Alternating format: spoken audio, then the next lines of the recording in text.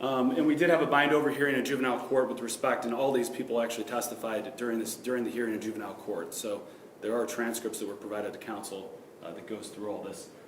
This crime occurred in Cleveland Heights, Ohio. Your Honor, Mr. Maynard and Jones were on the street.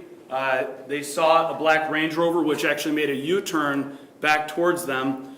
Perryman got out wearing that same gray jacket or clothing, along with the same beanie. He approached the victims. He demanded that he wanted to fight Corey Maynard and demanded his phone.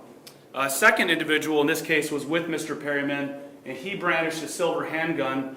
Maynard then attempted to walk away from this whole confrontation. At that point, he was pistol whipped by the individual with the silver weapon, and that concluded that incident, Your Honor. And do we know who that person was?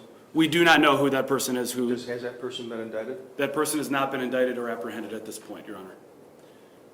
Your Honor, that moves us to Tammy Dimitri, who's 54 years old, and Dan Green. There was also a 5-year-old child in their car. Your Honor, this is about 2.5 hours later. Tammy and Daniel are actually driving in Mayfield Heights. They're on their way to go to the Ohio State Fair. And what happens is, Your Honor, actually Dan Green during the probable cause hearing described this as Grand Theft Auto style. He said he was driving down the road, Tammy was driving down the road when this black Range Rover speeds ahead of them and pulls over and blocks both lanes of traffic so that they cannot keep going. At that point, Dan testified that Perryman exited the Range Rover because they were forced to stop, and he had a handgun in his hand. Dan actually was a CCW permit holder, so Dan exited the vehicle as well and pointed his firearm at Perryman. At that point, Perryman knew he was about to get a fight. He got back into the Range Rover and drove off. There was a 5-year-old child in the back seat of that car, along with, obviously, Tammy Mitri, who was in there with Dan. Your Honor, this moves us forward about an hour to a man named Armin Kaligi. Armin Kaligi was a student in Cleveland at the time when this happened. I believe he was going to Case Western Reserve University. This happened at Severance Circle in Cleveland Heights. Armin was in a parking lot at 7:30 a.m. He noticed a black Range Rover entering the parking lot. The Range Rover pulled up towards him, and Perryman, wearing the same beanie that you're going to see in a picture in a second, described Armin Kaligi described this beanie, approached Kaligi, pointed a handgun at him, demanded his wallet, his cell phone, his keys. Mr. Kaligi gave up his car, and another individual, along with a female, actually got out of the black Range Rover and drove off in Mr. Kaligi's car, which was a silver Mazda. Your Honor, at this point, the crime spree has been going on for approximately 12 hours. And we don't see him on the police radar for another approximately a day or so. When Cleveland Heights police, who have been searching for this vehicle all over the area, they actually locate the black Range Rover in their city. They activate their heads, their lights and sirens. They attempt to pull the car over, and it does stop. At that point, a female actually exits the black Range Rover from the driver's side. And what we can see from the dash cam and body cam is a hand reach out the driver's side and actually pull the driver's door closed. At that point, the car takes off. And it takes off at a high rate of speed. The police officers gave chase. They chased it for approximately 30 seconds to a minute. When the car pulls over, we see Mr. Perryman jumping out of the driver's seat. He runs up on the sidewalk, and the police are able to tackle him and apprehend him. That ended this set of crimes, Your Honor. Interestingly enough, Drew Prance, who was our first victim, Range Rover victim, his cell phone is actually found in the vehicle. And what we find on his cell phone, when we're able to break it eventually, to get into it because the password has been changed, When you said, whose cell phone is found in the vehicle? This is Drew Krantz, our first victim's cell phone actually, Okay. is located inside the black Range Rover. Mm-hmm. And what we find on the cell phone is a picture of LaRue Perryman, who is sitting on Drew Krantz Range Rover. That's the black Range Rover that's used in all these crimes. We see another individual who we've not been able to identify at this point, who is sitting on, that is Armin Kaligi's Mazda. So they're taking pictures of themselves with these carjacked cars, with the victim's cell phone. And his beanie.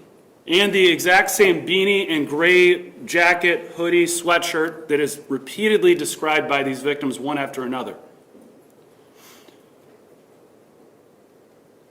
We also see him take pictures of himself inside the vehicle, smoking something. We don't know what that is. And then there's another female who has not been identified. Drew Krantz was able to take a look at this picture and actually say that this was the interior of his vehicle. And there's the white beanie that is just repeatedly described as, of course, he's wearing right there. These are, again, pictures taken from Drew Krantz's cell phone, which he has taken and changed the passcode to and made his own. Your Honor, finally, LaRue Perryman is bound over from juvenile court to the general division. When did that hearing take place? Back in 2018. Before Judge Reedy. Correct, Your Honor. At which point the defendant's mother was again very outspoken in the court. Yes, Your Honor. She was not very impressed with our process of juvenile bindovers. And she accused, if I'm not mistaken, the judge of being a racist, the prosecutors of being a racist, the witnesses who testified being racist, right? She was not very happy, Your Honor, with what Despite happened all at juvenile this evidence about her son, court. Yes, Your Honor. everybody involved in the process was a racist. Your Honor, Okay. yes, Your Honor. That does bring us to the final charge, though, which is an escape charge. Your Honor, Perryman actually was bound over from juvenile court, and the judge granted him a bond when he got bound over. So he was granted a bond. He was put on an ankle monitor after he posted the bond. He decided that he was going to cut off this ankle monitor and escape. So let me see if I've got this straight. After all of these cases, he's granted a bond? Everyone who's brought down here is entitled to a bond, just like any other individual. But I believe he posted, I don't remember the exact amount, $25,000 bond, is that correct? So when Perryman is bound over to Cuyahoga County and is indicted, he's given a bond upon his indictment, That's correct, Your upon Honor. his arraignment? Yes. What was his bond? I believe the state asked for $100,000, and the judge granted him a $25,000, 10%. So for everybody that thinks people should get low bonds, you better pay attention to a case like this. So he's given a low bond, he's given an ankle bracelet after being involved in 4 robberies within 12 hours with 6 victims, and he's driving a Range Rover. They make him wear an ankle bracelet, he cuts it off. He cut it off, Your Honor. So he was at large in our community with no supervision. That's correct, Your Honor. And the Cuyahoga County Warrant Unit did a great job. They were able to track him in February. They tracked him to his mother's house. His mother's house. His mother, I believe, was there along with another individual. Gee, I wonder if his mother knew that he was escaped from the law and that she was hiding a felon. Your Honor, they did grant permission to search the house. The police found him located in a bedroom, hiding under a pile of clothes. He was arrested. He was handcuffed. They walked him out of the house. He actually broke away from one of the deputies who had taken him into custody with his handcuffs behind his back. He ran from that deputy, hopped a fence, was able to escape for momentarily, and eventually they were able to tackle him and bring him back into custody, and he was brought back before this court. So he was able to hop a fence with his arms cuffed behind him? Yes, Your Honor, and the report actually states that he was trying to, the whole time, he's trying to bring his hands from his back to his front while he's trying to run from the police. Well, we learned the hard way about cuffing a defendant with the cuffs in front about 6 weeks ago here in Common Pleas Court. Your Honor, I don't have a lot more to say aside from the fact that these are brazen acts. These victims repeatedly expressed in juvenile court when we did this bind over how incredibly traumatic this was for them.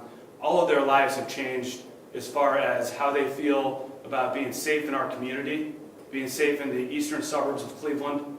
None of them wanted to come today because of the fear that they had, and also the fact that this has obviously been a long, difficult process for them trying to deal with this and trying to get these cases resolved. Your Honor, we would ask that you fashion a sentence that protects the public from this individual's crime. He has shown an utter disregard for law enforcement, for citizens of our community. He is a danger to the public, and we would ask that you fashion a sentence that is appropriate based on that, and that you consider everything that I've said today.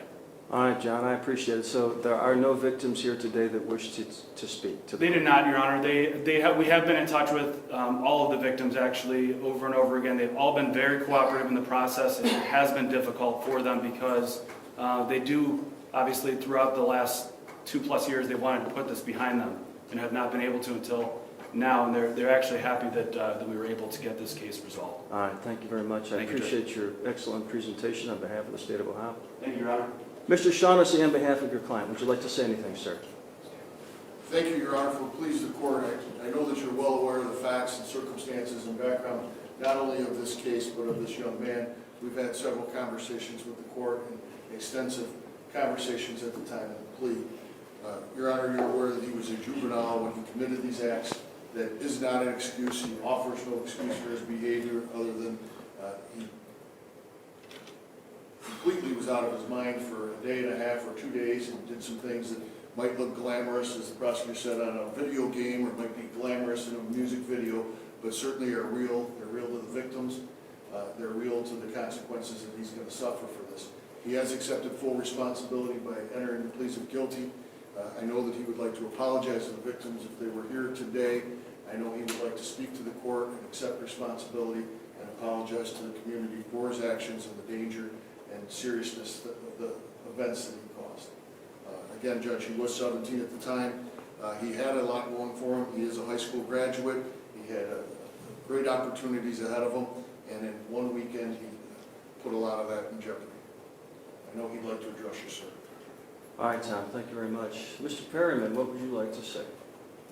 I would like to say, if any of the victims was here today, I apologize to each and every one of them. And that I made a mistake as a young teenager, and I hope everyone in this courtroom understands that. Can you speak up a little bit? You made a mistake as a young teenager. I made a mistake as a teenager, and I hope everyone in this courtroom understands that mistakes are meant to be made and learned from, and I learned a lot from this mistake. And to you, Your Honor, I want to say, I hope you understand that I sit right here and accept my consequences like a man. And I only hope that you be as lenient as possible on my sentence, being the fact that I got 2 daughters that I want to be there for. Thank you. 2 daughters. Yes. Ever been married? No. How many different women? So, How old are your children? one is about to be 5 May 5th, and one just turned 1 January 17th. So you started having children when you were age 14? Yes. Right. And your other child is how old? She's 1. What? So you brought children into the world by 2 different women at age 14 and 18. Yes. Not employed, having a bunch of these criminal problems. Right? Yes. Why would you bring kids into the world at this point? Another mistake I made. No, just carelessness, right?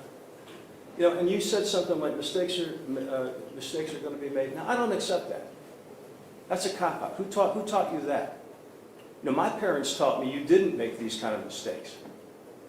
You know, my parents taught me that you live a life where you're responsible every day. I want you to explain to the media, to the public, to all of us who live in this civilized society that's not so civilized sometimes, how you could even begin to contemplate involving yourself in this kind of activity. Hanging around the wrong crowd. You are the wrong crowd. You've had a serious juvenile record. A sexual battery at age 14, if I'm not mistaken, gentlemen, is that correct? Yes, sir. And you had a robbery in juvenile court. You were incarcerated at ODYS, correct? Yes. How would you possibly think about doing anything like this? Were you living with your mother at this time? Yes. And who was in that household?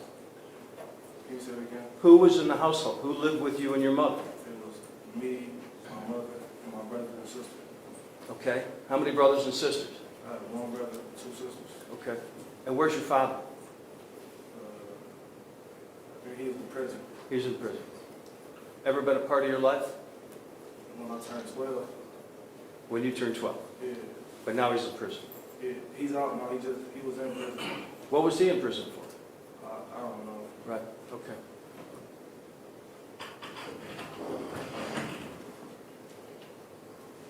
So the court sees this all the time.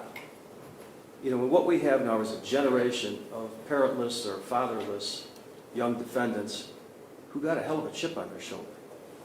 And they've got access to violent video games and more computers than the Apollo astronauts had when they landed on the moon. And the sky's the limit, baby. Right? Yes. Just like a video game out there. Right? Yes. Right. Here's your answer to the question. If any of you wondered whether violent video games influence criminal conduct, here's the answer to the question. So, but there's also a sense of hopelessness in what you've done. You understand that, of course, right? Have you thought about that? Yes, I understand. How do you explain that to yourself? I mean, you know you're going to be arrested. You're out there, there's video everywhere, you're driving the most obvious car you possibly can drive in Cuyahoga County, you know, and you have the car and you commit 4 robberies in 12 hours and you're taking, you know, Snapchats of yourself on the hood of a stolen car. You knew you had to get busted, right? Or you tell me, did you think you could possibly evade capture? No, Your Honor, I was paying attention. No, excuse me. What are you saying? You weren't paying attention to time? I understood the consequences.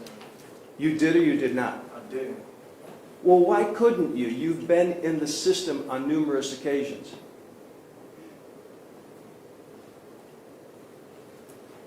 So what's that all about? You didn't learn anything from this process at all? A few things. Mm-hmm.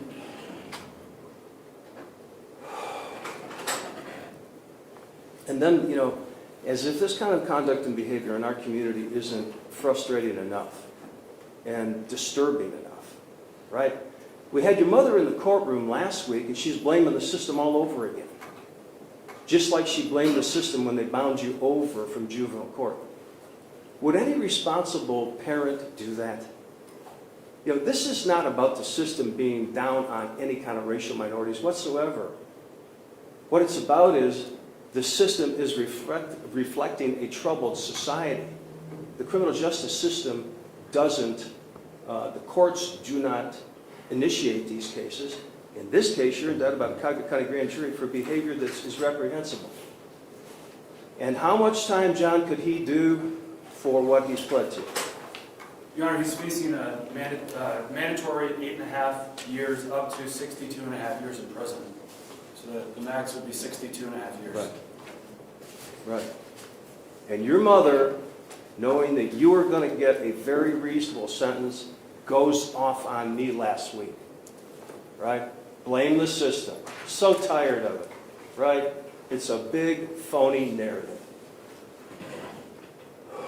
Big phony narrative. Frustrating. I could bury you. You could go to prison for your life. Some people would say maybe he should. There's no exact science down here. But we talked. Prosecutors wanted between 10 and 15. You're a young guy. Maybe there is some hope from you. You don't seem as cocky or as defiant as you did when you were entering the plea. I'm also mindful of the fact that physiologists tell me, physicians tell me that the male brain doesn't fully develop until age about 25 or 26. But you've been making a series of bad decisions when it comes to the way you live your life, your reproductive responsibilities, the way you treat the community. And your mother's been telling you it's not your fault. And that's one of the reasons you're here. And I wish she were here so I could tell her that face to face. For her to tell you that this case is about someone else's behavior or a biased system is just pollution of the brain. You know, you need parents to define true north for you, and your mother has not been doing that, okay? But I'm not going to outsource this on your mother or your father who wasn't there. You've been in the system, you've been counseled, you've been punished, and you just haven't got it together for whatever reason. So you need to spend 10 years in prison. That's what you need to do, and we're going to do it this way. On counts 1, there's a 1-year gun spec, he's going to do that. On count 12, there's a 1-year gun spec, he's going to do that. On count 18, there's a 3-year gun spec, he's going to do that. And on count 23, failure to comply, which must be run consecutive, he's going to do 12 months on that. So that's 4 years. And then on the underlying F1s in each and every one of those counts, he's sentenced to an additional 6 years. And finally, on the plea to escape, he's sentenced to a concurrent year. So that would be 10 years, right, Tommy? No, Judge, I think that would be 12. I think actually the specifications were 3, 1, and 1, which would be 5. Then you gave him a year on the failure to comply, that would be 6. Okay, then the underlying sentence will be an additional 4. He's going to do 10 years. Yes, sir. Thank you. Okay. And you know what this represents? This represents the criminal justice system being fair and unbiased, okay? So all of the claptrap that your mother told you all your life is wrong. And this case is evidence of that, okay? You are responsible for your behavior. It has nothing to do with race or ethnicity. We can tell that to kids all across the board. You're responsible for your behavior. So, now, a couple of things. If I fine you, you're going to do harder time, and I'm going to fine you, and here's why. You know who these people were in this video. You know their identity. You know the guy with the silver gun that pistol whipped the victim. You know him. And you're going to tell us, or you're going to pay fines, fees, and costs. And you're going to do a hard 10 years. The woman who was with you, the woman who bailed out of the car, you know these people. These people need to be brought to justice. You will either cooperate with the prosecutors, or you will pay your fines, your fees, and your costs. And you will do hard time. Additionally, when you're released after 10 years, you're going to be on 5 years of post-release control. Your failure to comply will result in another 5 years, or could result in another 5 years administratively. Or you could be charged with a new case, such as escape. And if you cut your ankle bracelet off, they'll charge you with that again. So, in terms of the fines, I want to fine him on all of the felony ones in count 1 and 12 and 13 to $10,000 fines. On the failure to comply, $2,500 fine. And on the escape in 626960, $2,500 fine. So you're going to pay $35,000 in fines and court costs. And you remember what I told you about cooperating with the state of Ohio. These people that you were involved in a criminal conspiracy of carjacking are still on the street and they're dangerous. If you want to man up and take responsibility and rehabilitate yourself, you will cooperate with the criminal justice system at this point. If you do not, you will pay the price and the full 10 years. And you're very, very fortunate that the system and the professionals that work the system, who are always criticized, were so fair and impartial, unlike your mother. All right, are there any further issues? No, Your Honor, thank you. Tom? Thank you, Your Honor. Thank you very much. I don't know if you were talking for the Yeah. sidebar.